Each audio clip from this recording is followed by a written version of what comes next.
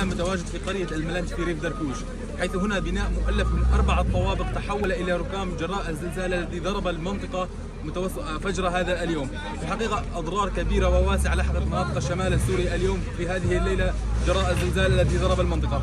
هنا فرق الدفاع المدني تحاول منذ ساعات الصباح الأولى لإخراج العالقين تحت إنقاذ هذا المنزل من بين الركام، حيث كما ورد لنا أنه يوجد هنا عائلتين تحت الإنقاذ. تحاول الآن فرق الدفاع المدني يعني منذ ساعات الصباح الأولى تقوم بالمحاولة لإخراجهم من تحت الإنقاذ.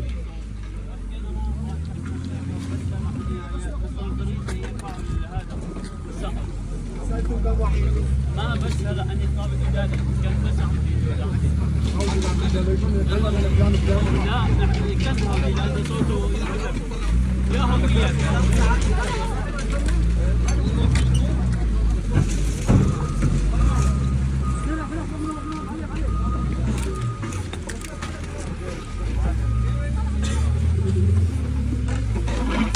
عشاء صباح